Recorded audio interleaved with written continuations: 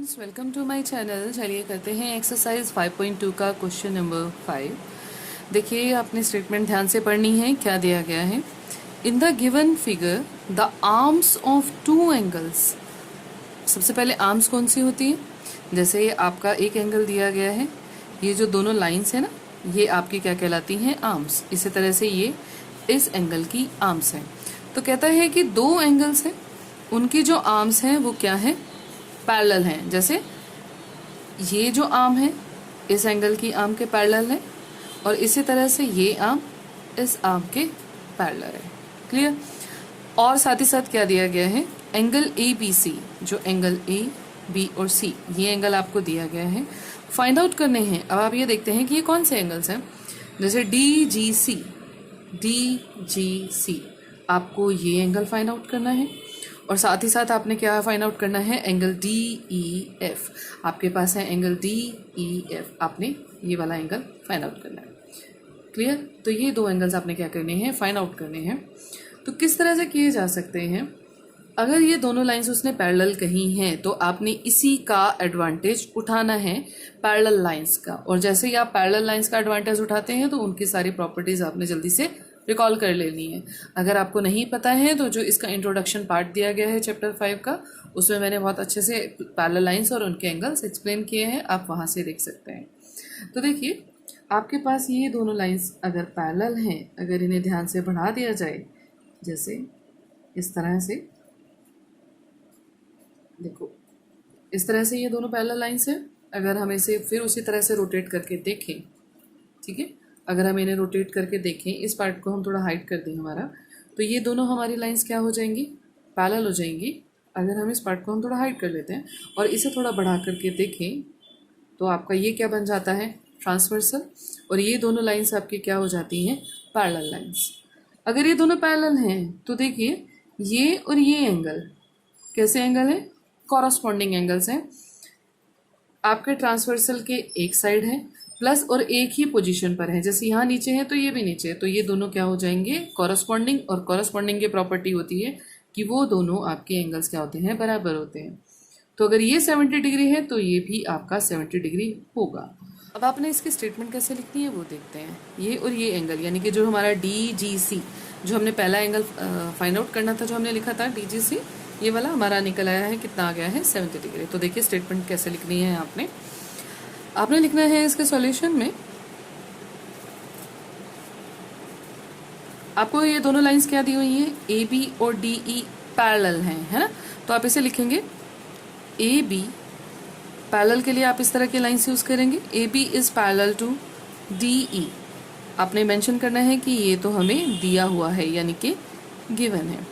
Therefore अगर ये दोनों लाइंस पैरेलल हैं तो जो एंगल ट्रांसवर्सल बना रहा है वो दोनों बराबर होंगे।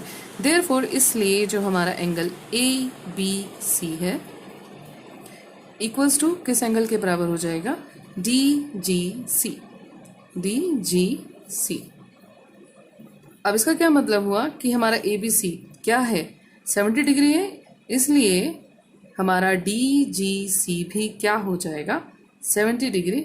आप ब्रैकेट में रीजन मेंशन कर सकते हैं, बिकॉज कि एंगल ए बी सी क्या था हमारा? एंगल ए बी सी हमारा 70 डिग्री था, तो इसलिए हमारा जो डी जी सी है वो भी हमारा 70 डिग्री आ जाएगा। आपका पहला एंगल निकल आया। इसी तरह से आप सेकेंड एंगल भी फाइंड आउट कर लेंगे। सेकेंड एंगल फाइंड आउट करने के लिए हमारा डी ई एफ जो एंगल है, इसे फाइंड आउट करने के लिए क्या करते हैं? उसी तरह से अगर हम इसे थोड़ा सा एक्सटेंड करके देखें तो आपकी ये क्या लाइन बन चुकी है? इसे हाइड कर लेते हैं, जिसका आपका यूज़ नहीं होता ना, उसे थोड़ा सा हाइड कर लीजिए पार्ट को, ताकि कन्फ्यूज़न आपको कम से कम क्रिएट हो। जैसे अब आपका, जैसे ही हमने एक्सटेंड किया, देखिए ये दोनों लाइंस क्या हो गई? पैरेलल। और ये इसका क्या हो गया? ट्रांसवर्सल। ये एंगल हमारा कितना आ चुका था? 70 डिग्री। अब ये और ये एंगल्स, क्योंकि ट्रांसवर्सल कट कर रहा है, तो ये और ये एंगल कैसे एंगल होंगे? ये आपके कॉरस्पॉन्डिंग एंगल्स होंगे। क्यों? क्योंकि ये किस तरफ है? आपके जो ट्रांसवर्सल है उसकी एक तरफ है, और दोनों कहाँ पर हैं? ऊपर की साइड है ना, सेम पोजीशन पर है, तो ये भी आपके कॉरस्पॉन्डिंग एंगल्स हो गए। अगर ये 70 का है तो ये भी 70 का होगा, because corresponding angles are always equal. चलिए इसे कैसे लिखना है? आप इसे फर्स्ट पार्ट मेंशन कर दीजिए, सेकेंड पार्ट में हम मेंशन करेंगे कि कौन कौन सी लाइन्स हमारी पैरेलल हैं। दोनों लाइन्स पैरेलल हैं। B C is parallel to E F. Bracket में हम मेंशन कर सकते हैं कि ये तो हमें दिया ही गया है, गिवन। देयरफॉर, हाँ यहाँ पर आपने रीज़न नहीं लिखा हमने, क्योंकि ये बराबर क्यों है, आपने रीज़न जरूर देना है। यहाँ पर हमने रह गया था, ये क्या लिखेंगे हम यहाँ पर कि ये क्या है, बिकॉज कॉरस्पॉन्डिंग एंगल्स। अब जब हमने ये दोनों पैरेलल लिख ली तो इसलिए हमारा एंगल जो डी जी सी है, therefore angle D G C equals to angle कौन सा है हमारा, D E F. D E F bracket में मेंशन जरूर करेंगे, बिकॉज कॉरस्पॉन्डिंग